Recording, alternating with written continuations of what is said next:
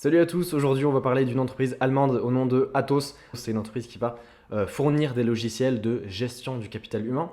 La gestion du capital humain, c'est un secteur qui est en forte croissance. On va vous expliquer pourquoi. Premièrement, donc pour la digitalisation de notre monde. Maintenant, voilà, tout se numérise et notamment grâce à l'IA, on va pouvoir apporter énormément de valeur au logiciel, ce qui va permettre également d'augmenter les prix. Le deuxième facteur de croissance du secteur de la gestion du capital humain, c'est la régulation. Vous le savez, en Europe, on n'est pas exempt de régulation. Il y a des nouvelles lois en permanence. La régulation, donc, c'est un élément qui va énormément contribuer à la croissance du secteur. Et enfin, le manque de ressources humaines, donc ce qu'ils appellent voilà, la rareté des ressources et notamment des travailleurs qui ont des skills. Il y a un gros problème au niveau de ces travailleurs-là. Ils sont en manque. Pourquoi? Parce que les travailleurs, qui ont des talents, ils vont souvent à l'international chercher des meilleurs salaires et notamment voilà, en Amérique du Nord. Donc voilà, il y a un gros manque de ce niveau-là et les logiciels permettent d'optimiser au mieux les ressources disponibles, les ressources restantes. Donc voilà, énorme croissance, on s'attend environ à 8% de croissance du secteur environ. Pour résumer, donc Atos, voilà, c'est une entreprise qui va vendre des logiciels aux petites, moyennes et grandes entreprises. Ils ont environ 12 000 clients répartis dans plus de 50 pays. Par contre, concernant la répartition du chiffre d'affaires, 90% du chiffre d'affaires est réalisé en Allemagne. Donc voilà, c'est très très concentré. Donc, ce qui laisse aussi beaucoup de potentiel pour de la croissance future à l'international en Asie, dans le reste de l'Europe et en Amérique du Nord.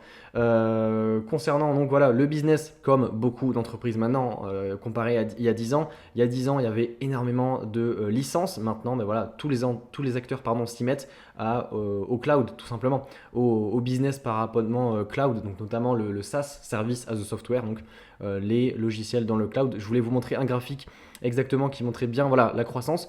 Donc sur ce graphique là, vous voyez la partie noire, c'est la partie des licences. Donc vous payez une seule fois et ensuite vous avez la licence à vie. Et à côté de ça, donc la partie revenu récurrent qui est liée au cloud où vous payez un abonnement chaque mois ou chaque année, en général c'est par mois. Et donc vous voyez bien que la croissance du cloud qui permet d'avoir des revenus plus récurrents est en forte croissance et a même une croissance beaucoup plus importante que la partie licence qui elle perd une part de marché au sein de l'entreprise puisque les clients ont tendance à partir du modèle de licence vers voilà, le modèle cloud. Donc c'est un business qui va avoir de plus en plus de récurrence au fil du temps. Au niveau de la croissance donc, du chiffre d'affaires, donc vous voyez ici, sur les 10 dernières années, on a environ 16% de croissance. C'est vraiment impressionnant. Ils ont fait quasiment x4 sur leur chiffre d'affaires en l'espace de 10 ans. Donc c'est vraiment voilà, monstrueux en termes de finances. Donc, au niveau du bilan, on a environ 7 millions de dettes pour 65 millions de cash. Donc ce qui veut dire qu'on a plus de cash que de dettes. Et donc vous avez du cash net à hauteur de 56 millions d'euros, ce qui correspond à un an de free cash flow. Donc voilà, au niveau du bilan, c'est parfait. Voilà, on a énormément de cash, quasiment pas de dettes. La croissance du chiffre d'affaires, on l'a dit, c'est environ du 15 à 16% par an. C'est vraiment énorme. Au niveau des marges de free cash flow, voilà, c'est encore une fois excellent. Comme on est sur des logiciels, vous avez très très peu de dépenses d'investissement, donc très peu de capex. En plus de ça, il n'y a pas d'inventaire, donc vous n'avez pas un besoin en fonds de roulement qui est positif, en tout cas très peu positif. Donc ça contribue à avoir des free cash flow importants. Et en plus de ça, les free cash flow ils ne sont pas boostés par des stock-based compensation. Donc en gros, le paiement en actions des cadres notamment. Et pour payer ces cadres-là, donc l'entreprise va émettre des actions, ce qui va en fait générer du cash pour l'entreprise. Donc voilà, là vous avez des free cash flow de qualité et en forte croissance. Donc voilà, c'est tout ce qu'on demande. Au niveau d'ailleurs des marges de free cash flow, donc l'entreprise réalise environ 160 millions d'euros de chiffre d'affaires pour voilà, un free cash flow de 55 millions. Donc vous avez tout simplement des marges de free cash flow de 33%. Donc voilà, c'est extraordinaire. Au niveau de la gouvernance et de l'actionnariat, donc je voulais vous le montrer. L'entreprise Atos, encore une fois avec deux S, et pas la daube française Atos avec un seul S. Celle-ci, elle est dirigée donc par son fondateur, tout simplement. Au niveau de l'alignement des intérêts, on ne peut pas demander mieux. Le PDG et fondateur qui dispose de 20% du capital. Voilà, donc là c'est énorme. Et puis même après, voilà, quand on regarde du côté voilà, de la direction de l'entreprise, vous voyez que le CFO, le directeur financier, il est là depuis 2001 et qu'après vous avez de nombreux cadres qui sont là quand même depuis de très longues années. Donc c'est quand même très très intéressant. Voilà, vous avez une bonne équipe de direction avec un notamment voilà, fondateur PDG qui est présent au capital. Donc ça c'est excellent. Deuxièmement, donc voilà ce que je voulais montrer après, c'est les éléments clés. Donc Concernant donc l'avantage concurrentiel de Atos, elle a principalement des coûts de changement. Pourquoi? Puisque quand vous allez vouloir changer de logiciel, vous allez avoir énormément de données au niveau de vos employés, des fiches de paye, des emplois du temps. Ils vont prendre beaucoup de temps en fait à vouloir à intégrer dans un autre logiciel. Donc là, voilà, ça va vous coûter du temps et de l'argent. Donc ça, c'est le principal avantage concurrentiel de l'entreprise. Maintenant que l'on connaît l'avantage concurrentiel de Atos, qu'est-ce qu'on peut regarder? On peut regarder deux éléments essentiels. Donc c'est le churn rate, donc en gros la perte d'abonnés par an qui est mesurée en pourcentage du coup du nombre d'abonnés existants. Et ensuite les dépenses en R&D parmi le chiffre d'affaires, donc en pourcentage.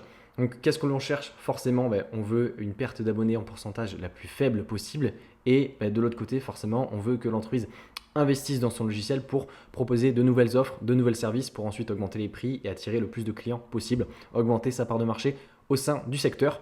Donc voilà, vous voyez ici que Atos elle a clairement le plus faible taux de, le plus faible churn rate du secteur avec Workday. Alors là, il précise, j'ai précisé moi-même que c'est le cloud. Pourquoi? Parce qu'en fait, il parle uniquement du churn rate du cloud et pas de la partie licence. Tout simplement parce qu'en fait, la partie licence, c'est ils perdent énormément d'abonnés puisqu'il y a énormément de gens qui vont vers la partie cloud ou alors des entreprises concurrentes du cloud. Donc forcément, la partie licence, c'est une activité qui va perdre des clients au fur et à mesure et c'est pas forcément très inquiétant puisque de l'autre côté on a la partie cloud qui assure le relais de croissance et donc c'est vraiment ça qu'il faut regarder et en l'occurrence voilà on a quand même un très faible taux de perte d'abonnés donc ça c'est excellent. Et deuxièmement, donc la partie R&D, on est à 15-16%. Et il faut savoir qu'en fait, la seule entreprise qui dépense plus, c'est SAP, qui elle est à 19-20%. Pourquoi est-ce que ce n'est pas Workday? Tout simplement parce que Workday n'est pas rentable. Donc en fait, forcément, les dépenses vont être largement supérieures au chiffre d'affaires. Et donc vous allez avoir des chiffres qui vont être faussés. Mais voilà, en l'occurrence, Atos dépense en R&D bien plus que quasiment tous ses concurrents. C'est pourquoi vous avez également, en général, voilà, plutôt un lien entre dépenses de R&D et perte d'abonnés. Forcément, parce que si vous investissez dans votre R&D pour améliorer votre logiciel, vous allez attirer de nouveaux clients ou en tout cas réussir à garder vos clients existants. Voilà, tout simplement. Donc, on a deux ici éléments essentiels qui sont très positifs pour Atos. Donc ça, c'est excellent. Et ensuite, voilà, je vous ai mis ici la case business puisque Atos ne fait uniquement de la gestion du capital humain alors que dans d'autres entreprises, notamment Paylocity, ou Workday, vous faites également de la finance, donc la gestion des créances clients, des comptes débiteurs, comptes créditeurs, ou alors SAP qui propose, elle, tout un logiciel qui va gérer toutes les tâches de l'entreprise, donc là c'est encore un peu différent. Mais en tout cas, voilà, ici, Atos, vous avez un pur player de la gestion du capital humain qui, on le rappelle, est un secteur en forte croissance avec de très bons fondamentaux. Voilà. Dernier élément que je voulais vous montrer également, c'est les retours sur capitaux, puisque c'est bien de dépenser de la R&D, mais il faut également qu'il y ait un retour sur investissement sur cette R&D-là. Donc forcément, on va se mettre sur GuruFocus. Voilà, donc je vous ai mis sur GuruFocus et là, forcément, c'est exceptionnel. Donc voilà, on est bien sur Atos et vous avez ici un ROIC de 82% et un ROE de 77%. Donc voilà, c'est juste magnifique. Donc ça veut dire clairement que quand vous dépensez, quand l'entreprise réinvestit dans son business, elle obtient des très bons résultats sur investissement, de très bons retours sur investissement. Donc voilà, ça c'est exceptionnel et vous le voyez ici, en fait, le ROE, ROIC, etc. En fait, c'est les plus élevés de son secteur quasiment. Donc voilà, ça c'est aussi un excellent point pour Atos. Et enfin, dernier élément, la valorisation. Donc vous voyez que Atos est plus ou moins dans la moyenne. En termes de multiples, elle est forcément plus élevée que ADP et Paychex, qui sont vraiment les deux plus gros acteurs du secteur, donc il y a beaucoup moins de croissance. À L2, ADP et Paychex, c'est environ 50% de part de marché. Atos, voilà, on est quand même bien inférieur.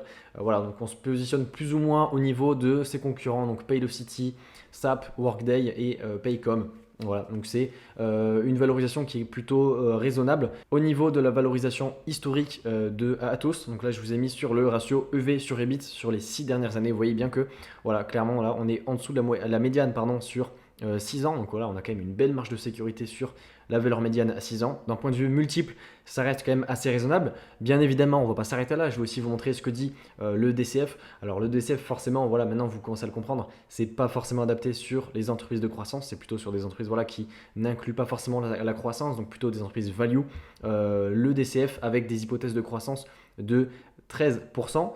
Pour rappel, on a réalisé du 16% sur les 10 dernières années, donc on a quand même un potentiel de croissance qui reste important. Donc ça nous donne 82 euros et actuellement, ben voilà, au prix actuel, on est à 124 euros. Donc il y a quand même encore un peu de chemin avant d'aller atteindre les 124 euros. Donc le DCF nous dit que c'est quand même assez cher. Maintenant, qu'est-ce que nous dit le reverse DCF? Nous, notre but en faisant du stock picking, c'est de faire mieux que le marché. Donc si on veut obtenir une performance de 12% par an, avec un ratio prix, avec un prix sur free cash flow de 30, rappelez-vous en moyenne voilà on est autour de 30-35, il faudrait une croissance de seulement 10% et demi. Est-ce que vous pensez que c'est faisable? Honnêtement, je pense que oui. Comme on vient de le voir, la croissance du chiffre d'affaires était d'environ 16% par an. Maintenant, on est sur des logiciels, donc la marge de free cash flow suit le chiffre d'affaires et a même tendance à s'améliorer avec le levier opérationnel. Donc, selon moi, c'est quand même tout à fait réalisable de faire 10% et demi par an. Et encore là, on a pris un ratio sur free cash flow de 30, alors qu'en moyenne, voilà, on pourrait même être un peu plus optimiste et prendre un ratio un peu plus élevé. Mais voilà, en prenant ce ratio-là, vous avez quand même une marge de sécurité. Et donc, voilà, on a quand même une croissance qui n'est pas totalement prise en compte dans le cours de l'action. Donc voilà, selon le reverse DCF, en tout cas, voilà, ça reste plus ou moins correct comme terme de prix. Pourquoi pas, voilà, ça représente quand même un plutôt bon prix, les 120 euros. Donc voilà, pourquoi pas rentrer au prix actuel. Alors voilà, forcément, si vous voulez chercher un meilleur point d'entrée, pourquoi pas. Vous avez quand même un joli support au niveau des 113 sur lequel l'action a rebondi plusieurs fois. Maintenant, voilà, on l'a vu encore une fois, à 124 euros, le prix n'est pas déconnant puisqu'il n'inclut pas toute la croissance. Donc Atos Software, très très belle valeur disponible sur PEA. Si vous avez des questions, n'hésitez pas à m'en poser en commentaire, je pourrai bien sûr y répondre. Et je vous dis à la prochaine pour une nouvelle vidéo. Salut!